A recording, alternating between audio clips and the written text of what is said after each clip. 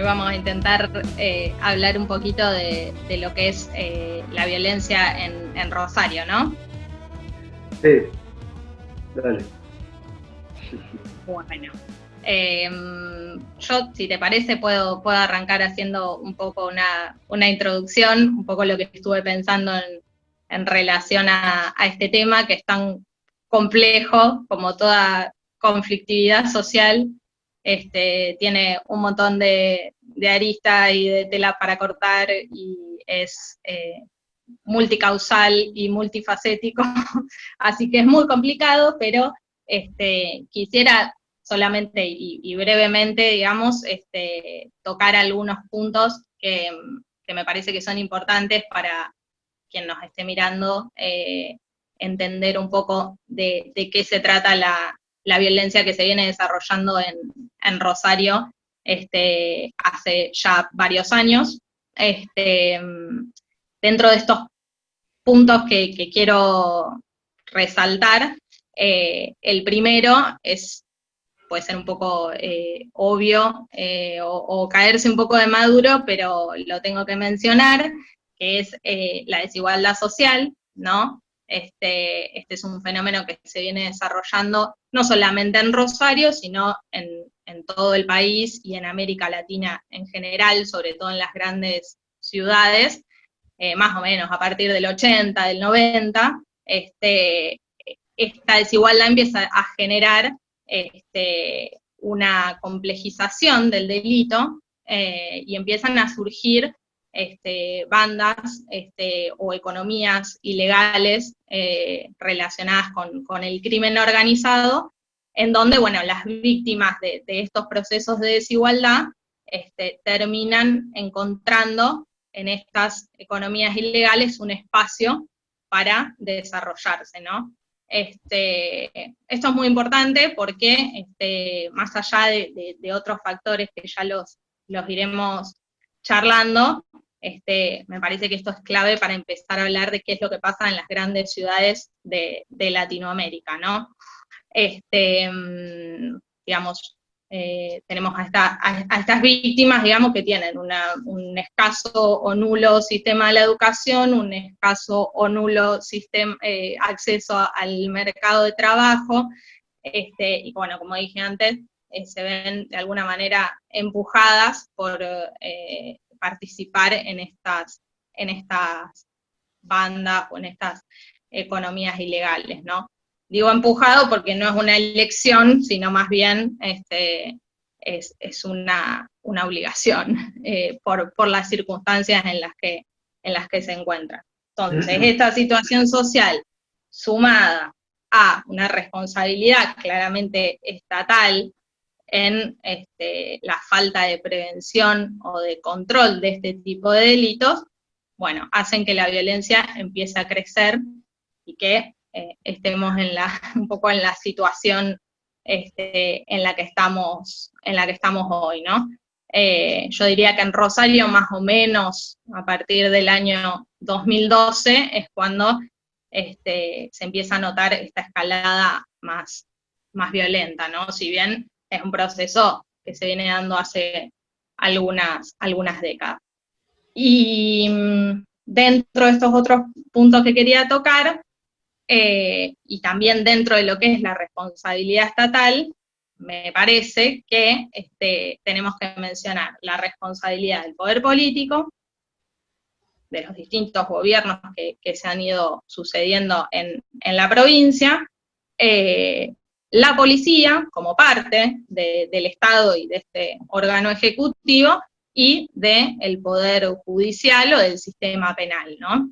Es decir, son tres patas del Estado que son las encargadas de resolver de alguna manera o tratar las cuestiones de seguridad pública y que terminan siendo parte del mismo problema, digamos. Por eso me parece puntualizar solamente de cada una algunas cositas, como para después poder empezar a pensar qué cosas o por qué caminos se puede ir para ir modificando algunas de estas cuestiones, ¿no? El poder político en sí, no solo acá en Santa Fe, sino a nivel nacional y ya desde hace bastante tiempo viene demostrando, digamos, una ineficiencia en la aplicación de políticas de seguridad pública y sobre todo vinculadas a estos delitos que son los que generan mayores cantidades de violencia, ¿no? Son los del crimen organizado, una suerte de despolitización de la seguridad pública, ¿no? Como un desgobierno de la seguridad pública que se termina delegando, tácitamente, te diría, a la policía, ¿no? Como que, bueno, parece que el único responsable, o la única institución responsable de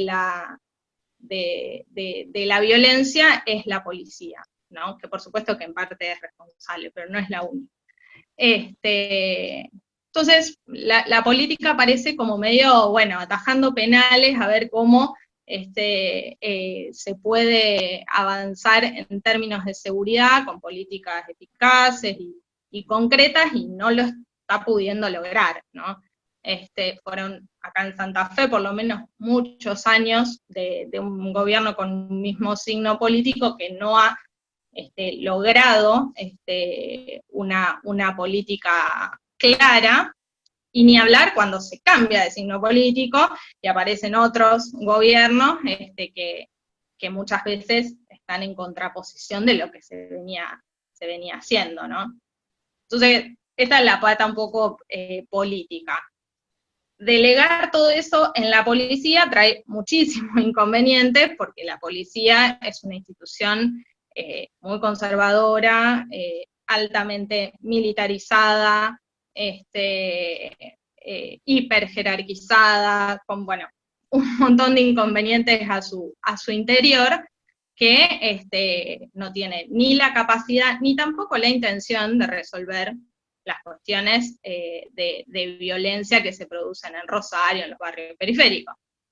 Todo lo contrario, de hecho, muchas veces participa de esa misma violencia, ¿no? Y de esas mismas bandas. Entonces, muchos problemas genera depositar en la policía todas esas responsabilidades. Y además la policía es la encargada generalmente de seleccionar a quiénes son las personas, digamos, que van a ser señaladas y luego eventualmente juzgadas por algunos delitos. Y generalmente son integrantes de las bandas que no tienen gran participación o que no forman parte de los eslabones más importantes de estas organizaciones, y finalmente son los que terminan siendo criminalizados. Esas personas son las que luego recepciona el sistema penal o el Poder Judicial en primer lugar, y bueno, los juzga, los somete a proceso, eventualmente les impone una pena, y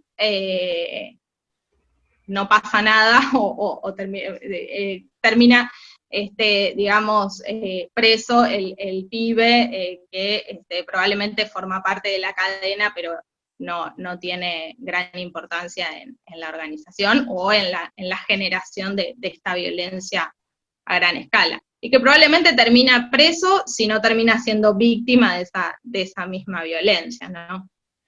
Me refiero en este caso a víctima de un homicidio como los que tenemos habitualmente en la ciudad, que es la mayor o la consecuencia más visible de toda esta violencia de la que hablamos, ¿no? Entonces me parece que, por un lado, desigualdad social, estructural, que coloca a estas personas en una situación de especial vulnerabilidad, y los obliga a participar de estas organizaciones, de las que probablemente, o muchas veces son víctimas, o de los resultados de esa violencia, o del sistema penal, y toda la responsabilidad, digamos, estatal, en la que necesariamente para abordar esta cuestión hay que poner el foco, y que hace a estos tres niveles del Estado, ¿no? Del Poder Judicial y de la política y de la policía. Un poco de eso era lo que me interesaba contarles, y bueno, e ir desarrollándolo a lo largo de la charla con vos, Osvaldo. Bueno, bárbaro, Cristina. Bueno, yo había pensado plantear algunas cuestiones respecto de cómo se relata la violencia, ¿no? Sobre todo pensando en las crónicas. No digamos desde un punto de vista, te diría, estilístico, porque no es el lugar, sino pensando más bien cómo funcionan las crónicas respecto de la comprensión del delito, de la violencia, ¿no? Y respecto de, podríamos decir, de los consensos sociales, de las representaciones sociales alrededor de la violencia, de lo que pasa hoy en Rosario, ¿no? Por ejemplo, a mí me llama mucho la atención, hoy lo vemos así a diario, cómo, digamos, en relación a la cantidad de homicidios, ¿no?, que se producen, hay como una especie así de conteo, ¿no?, de víctimas cotidiano, ¿no? O sea, ocurre un homicidio y las crónicas nos dicen, bueno, es la víctima número 155 en lo que va del año, es la víctima número 160, ¿no? Entonces, yo digamos, la pregunta que me hago ahí en relación a eso es, bueno, pero ¿y qué? O sea, ¿qué hacemos con ese dato, no? O sea, sí, hay, digamos, tenemos esta cantidad de muertos, bueno, pero ¿qué significa esto, no? O sea, ¿qué es lo que... O sea, quiero decir que eso es un poco lo que falta en este aspecto puntual, ¿no? Cuando se habla de la cantidad de homicidios que se producen en Rosario, ¿no? Y, digamos, lo que aparece, digamos, en el hueco de esa reflexión que no se da, digamos, a través de la prensa, lo que me parece que se cuela es el sentido común, digamos, unitivista, ¿no? Esta cuestión de que, bueno, hay que, digamos, endurecer las leyes, ¿no? Como que parece que ese sentido común reaccionario aparece siempre o está muy presente hoy y el periodismo contribuye mucho, ¿no?, a estas ideas. Hay una idea así muy generalizada, ¿no? Esta frase muy generalizada, así del sentido común también, ¿no? Esto de, bueno, hay que matarlos a todos, ¿no?, que aparece muy frecuentemente en los foros de lectores, ¿no?, de las noticias policiales. Y lo que hoy vemos, en una frase incluso que, digamos, difundida por figuras públicas del espectáculo, etcétera, lo que hoy vemos es que justamente está pasando en cierto sentido eso, ¿no? O sea, con las noticias que vemos hoy de vecinos que por su cuenta detienen a ladrones y los apalean o incluso los matan en algún caso, ¿no? Es como aplicar, me parece, ese lugar común, ¿no? Y además lo que también podemos ver ahí es que ese tipo de castigos, entre comillas, ¿no?, tienen como objetos a lo que podemos llamar los eslabones más débiles, ¿no?, del delito, ¿no? O sea, ladrones de celulares, o sea, ladrones inofensivos, podríamos decir, ¿no? Ahí es donde se ejerce con mucha violencia, ¿no?, ese tipo de castigo, siempre entre comillas. Y me parece interesante tenerlo en cuenta porque este sentido común represivo y punitivista que aparece muchas veces como una especie de demanda, ¿no?, hacia la política, hacia la justicia, es totalmente inútil para resolver los problemas de seguridad porque, como nos lo enseña, digamos, la experiencia reciente, o sea, las leyes se han endurecido, digo, desde la movilización de Bloomberg para acá, tenemos leyes más duras y el delito sigue siendo igual de grave y violento, ¿no? Esa es una cuestión. Después hay otro tema que me interesa señalar, que es la circulación de frases cristalizadas, ¿no?, a través del periodismo, y que parecen también, quedamos habitualmente por sobreentendidas, ¿no?, y que me parece que deberíamos como poner entre interrogantes. Por ejemplo, una es la misma expresión crimen organizado, ¿no? O sea, ¿qué es el crimen organizado, ¿no? O sea, ¿cómo lo definimos? Y obviamente que, bueno, en Rosario tenemos una respuesta para dar, ¿no? O sea, bueno, el crimen organizado es la banda de los monos, el crimen organizado es Guillermo Cantero, Ramón Machuca, etcétera, ¿no? Y me parece que hay como, habría que como que matizar un poco esa mirada, porque en todo caso estos personajes que son tan conocidos por las crónicas, ¿no? Que las crónicas convierten en personajes de conocimiento público, porque hoy todos estamos al tanto de la vida y obra de Guillermo Cantero, para dar un ejemplo. Son, sin embargo, me parece como la punta del iceberg del crimen organizado, ¿no? Que, digamos, hay todavía mucho que queda por visibilizar del problema, ¿no? Y que ahora empieza a aparecer en algunas, me parece, en algunas investigaciones que se han hecho, y que, por ejemplo, tiene que ver con cuestiones como el fenómeno del lavado de dinero, que es central para el funcionamiento, para la reproducción, para el fortalecimiento de lo que entendemos como crimen organizado, ¿no? Y ahí, justamente ahí lo que vemos es que los personajes que tienen que ver con esas acciones no son, digamos, estos personajes que conocemos tanto, ¿no? O sea, no, y no tienen, y no son cosas que no transcurren en la periferia, en las villas, en los barrios de Rosario, sino que tienen que ver con la vida económica de la ciudad. O sea, estos son operaciones que se hacen en el centro de Rosario, ¿no? Y me parece que eso habría que, digamos, tenerlo presente cuando se habla de crimen organizado, ¿no? Hay una película sobre el triple crimen de Villa Moreno, un documental de Rubén Plataneo que tiene, digamos, que incluye como unos paneos así, unas miradas panorámicas sobre la ciudad de Rosario, ¿no? Y me parece que lo que sugiere la película con eso, que es muy interesante, es que para entender, digamos, lo que pasó, por ejemplo, con el triple crimen de Villa Moreno, hay que mirar toda la ciudad, ¿no? O sea, no solamente lo que pasa en la periferia, ¿no? O lo que o lo que las crónicas más habitualmente retratan, ¿no? Después otra expresión también cristalizada, ¿no? A través de la prensa es esto de que cuando ocurren enfrentamientos entre bandas que son tan frecuentes, ¿no? Con su secuela de muertos, heridos, gente que no tenía nada que ver y termina también asesinada. Y que se habla de grupos que se disputan el territorio, ¿no? Disputar el territorio también es como una frase ya hecha para dar cuenta de estos conflictos, ¿no? Y me parece que sería interesante también preguntarse, bueno, ¿qué significa esto de disputarse el territorio? Y sobre todo, ¿qué implica? ¿No? Porque a mí me parece que, en primer lugar, implica la defección obviamente, de la policía, o es lo que, digamos, muestra de manera elocuente cómo la policía, digamos, no tiene el poder de lo que ocurre en la calle, ¿no? Si hay dos bandas que pueden dirimir sus diferencias a cualquier hora del día, de la manera que se les ocurre, es evidente que no hay nadie que se los impide, ¿no?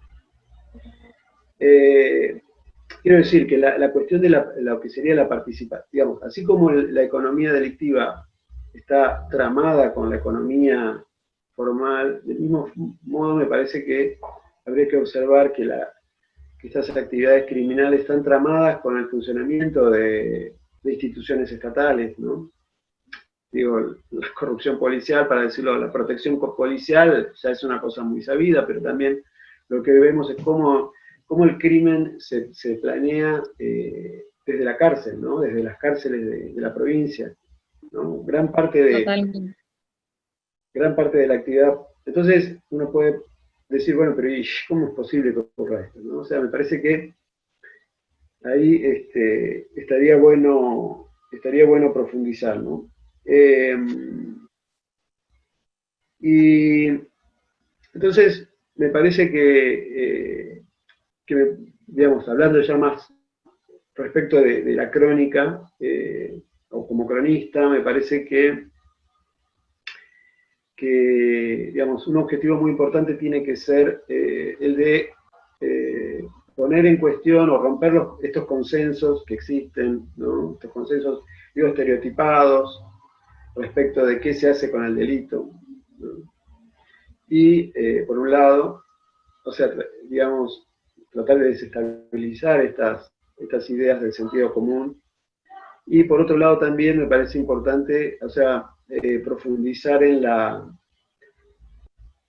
comprensión del fenómeno, o sea, tener en cuenta esto de que el delito, ¿no? No sé qué pensaba Rosilina, pero el delito, o sea, no es un fenómeno, digamos, de personas, que involucra solamente a personas marginales, sino que es una producción social y, digamos, involucra a toda la ciudad, ¿no? No sé qué te parece. Totalmente. Yo acá apunté algunas cositas que dijiste para que las charlemos. Bueno, la cuestión del lavado de dinero es una de las razones por las cuales Rosario, de alguna manera, es epicentro de esto. Yo cuando hablo de crimen organizado me refiero a crimen organizado desde el narcotráfico hasta el terrorismo, el mercado ilegal de armas, es decir, es un concepto muy amplio, obviamente, pero lo que trata de referir, digamos, es que son organizaciones que incluyen a distintos actores sociales, como vos decís, que no están solamente en los barrios de Rosario, sino que incluyen al Estado, bueno, todo esto que actores estatales, que era lo que un poco charlábamos al principio, y el lavado de dinero es una de las razones por la cual la concentración está acá, o sea, el boom inmobiliario en Rosario, en una zona, digamos, estratégicamente ubicada, con una vista muy linda, al lado del río, bueno, todos esos desarrollos inmobiliarios aparecieron y fueron denunciados en su momento, no algo que lo digo yo, que con, bueno, fondos de procedencia muy sospechosa. Y así que bueno, me parece que sí, que es fundamental, porque además el dinero que proviene de estas organizaciones, que es mucho, son negocios de alta rentabilidad económica, luego tiene que ser volcado a la legalidad, ¿no? O sea que sí, totalmente. Y después, esto que dijiste al principio, que es muy interesante, cómo la agenda mediática o el relato policial a través de los periódicos, cómo, digamos, influencian en lo que después termina siendo, por un lado, el pedido de la sociedad, lo pongo entre comillas porque no son ni todos, ni mucho menos, pero de, bueno, endurecimiento de pena, mano dura, mayor presencia policial, que no hay nada peor para toda esta problemática que seguir metiendo patrulleros y policías en la calle. Pero bueno, los medios van creando todo un ideario en la sociedad de exigir justamente, y vuelvo a repetirlo porque me parece bastante ilustrativo, vuelve a exigir lo que es justamente el problema, digamos, de toda esta situación, ¿no? Sí, yo recuerdo también un poco que cuando hacía crónica policial en los años 90, recién empezaban a aparecer los monos y en ese momento recuerdo así conversaciones con que era jefe de la subcomisaría en Las Flores, en el barrio de Las Flores, ¿no? que le restaba así total entidad al problema, ¿no? Como que eran unos muchachos así, casi como que era un fenómeno folclórico, ¿no? Y este comisario después llegó a ser subjefe de la policía de Rosario, ¿no? Pero también recuerdo que en esa misma época, por ejemplo, la Fundación Libertad trajo a Rosario y le dio mucha difusión a William Bratton, que había sido jefe de policía en Nueva York, del alcalde Giuliani, ¿no? Y que tenía en ese momento, que fue el que trajo a la Argentina la política de la tolerancia cero, ¿no? Que es un poco lo que se instaló como panacea, ¿no? Para problemas de seguridad y que en la provincia, digamos, pasó a formar parte de la línea política en cuestiones de seguridad, ¿no? Parecía que... Pero digo esto también pensando un poco en lo que vos decías respecto de la cuestión política, ¿no? De la responsabilidad política en este problema, que también me parece interesante para profundizar, ¿no? Porque hay como un sentido común, digamos, respecto de que, bueno, la política está totalmente comprometida con la corrupción, etcétera, pero y que por eso debería ser como profundizado eso, ¿no? O sea, justamente sería interesante como analizar cuáles fueron las políticas de seguridad que se implementaron. Y en ese sentido también me parece que, y retomando otra cosa que vos dijiste, me parece fundamental pensar en la cuestión de la policía, ¿no? En este sentido, ¿no? Cuando hacía Crónica, me parecía que justamente algo decisivo era la relación que uno como periodista tenía con la policía, ¿no? Y me parece que cuando se hace política de seguridad, obviamente es todavía más decisivo qué relación se tiene con la policía, ¿no? Quiero decir, la cuestión de que, esta cuestión de cómo se dirigió a la policía o no se la dirigió no sé qué te parece, como... Que se la dirija fundamentalmente, porque ese es el problema, digamos. No hay, me parece, a nivel provincial hasta ahora y a nivel nacional con la Policía Federal pasa algo muy parecido, que, digamos, los lineamientos político-institucionales de la seguridad las tiene que llevar adelante la política y tiene que conducir políticamente a la policía, diciéndole qué es lo que tiene que hacer. O sea, no, la policía es una institución muy compleja, que podríamos estar hablando horas, muy compleja, a la cual no se la puede dejar actuar según sus propios criterios, porque es muy peligroso y trae consecuencias irreversibles, digamos. Entonces, me parece que hay que empezar por gobiernos que asuman que la responsabilidad constitucional, además, porque es un mandato constitucional, que la seguridad la tiene que llevar adelante el gobierno, el Poder Ejecutivo. De hecho, la policía es un órgano del Poder Ejecutivo, pero y la policía tiene que ser conducida. Me parece que eso es fundamental. Hay una reforma policial ahora justamente hoy se mandó a la legislatura un proyecto de reforma que bueno, que hace hincapié por lo menos en esto, es un comienzo, no quiere decir que después en su aplicación sea, ni que tampoco la solución a la seguridad pública es policial, porque tampoco creo eso, pero dentro de todo es una reforma que viene a actualizar la normativa actual, que es muy vieja, porque hay una ley orgánica de policía que es del 75, todas estas legislaciones son predictadura o de la dictadura, peor aún. Y después hay una ley posterior que es de personal policial, que es del 2005-2006, pero bueno, son legislaciones que ya quedaron bastante viejas, y que por lo menos esta reforma yo lo tomaría como algo positivo, como una buena iniciativa, para empezar a ver cómo reorganizar a la policía funcionalmente, administrativamente, en cuanto a sus funciones principales, y cómo la política le va a decir cómo lo tienen que hacer. Sí, sí, a mí me parece que es algo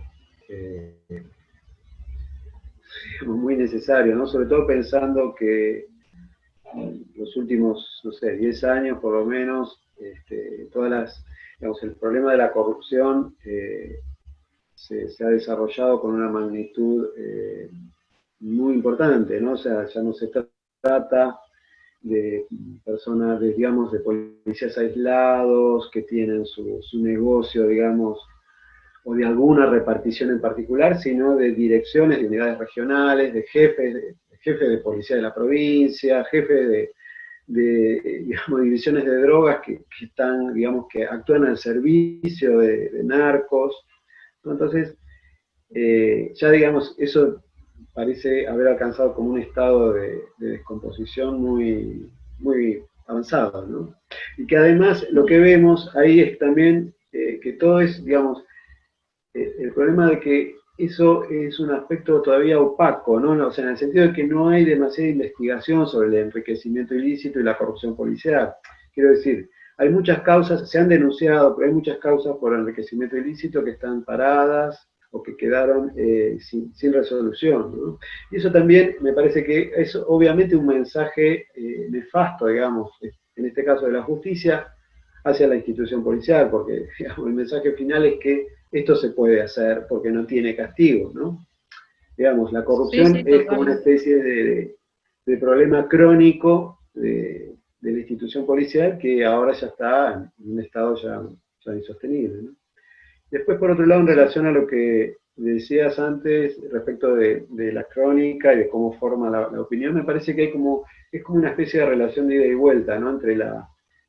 Entre, digamos, los cronistas o el periodismo y otros actores sociales, ¿no? Otras ideas que están circulando ahí, ¿no? Es como que, digamos, del lado del periodismo es como que se alimenta de esas ideas, de esos lugares comunes, de alguna forma lo identifica como si fuera aquello que es justamente un sentido común, aquello que define, digamos, cierta normalidad, ¿no? Cierta normalidad, sí, y al mismo tiempo le provee de nuevos argumentos, ¿no? O sea, me parece que cuando se hace, digamos, el tratamiento sensacionalista de los hechos policiales, o sea, cuando se agita, digamos, un crimen sin ofrecer un marco de comprensión, obviamente eso no sirve para comprender lo que sucedió, ¿no? Sino que es una especie de excitación de, justamente, bueno, de los temores, de los enojos, y todo eso no nos va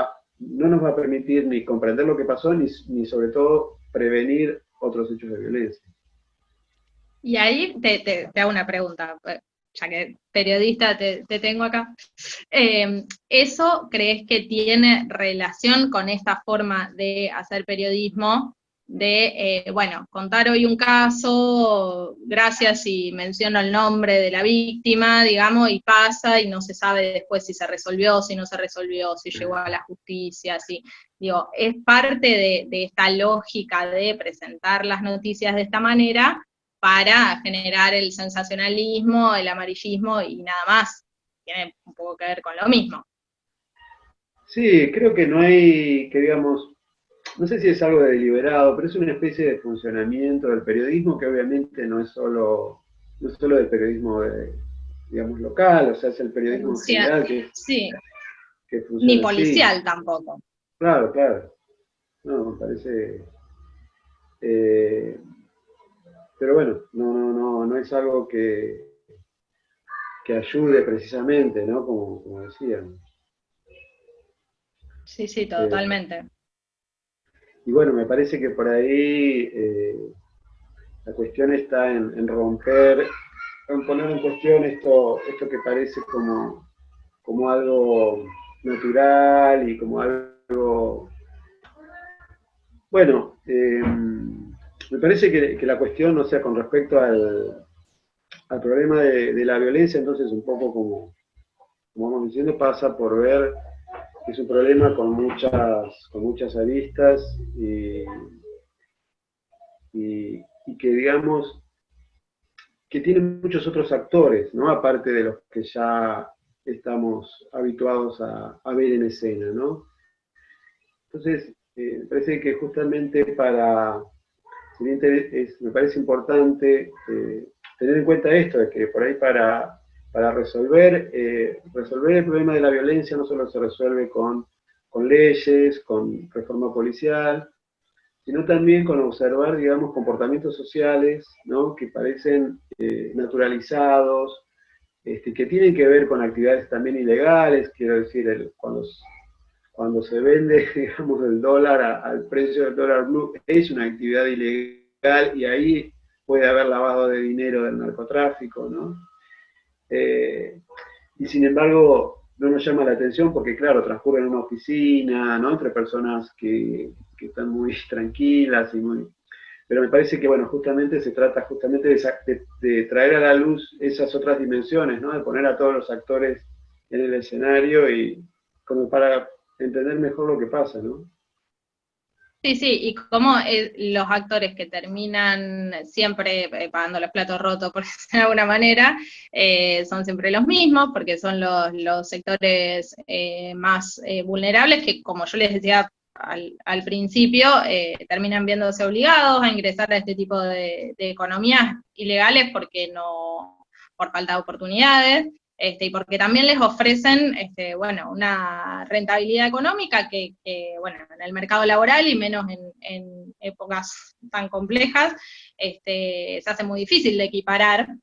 Entonces es como un círculo vicioso, digamos, en donde, del que es muy difícil salir y creo que son estas personas, digamos, las que terminan resultando víctimas de un modo u otro de esta economía ilegal. Y además, después, como vos decís, por supuesto que la respuesta no es ni solo judicial, ni solo policial, pero sí, ni solo política, pero sí hay que empezar a ir moviendo algunas fichas de estos actores que también forman parte de este problema, y de a poco ir viendo como todo lleva tiempo y mucho trabajo, pero ir viendo cómo algunas cosas se pueden ir moviendo y modificando, ¿no?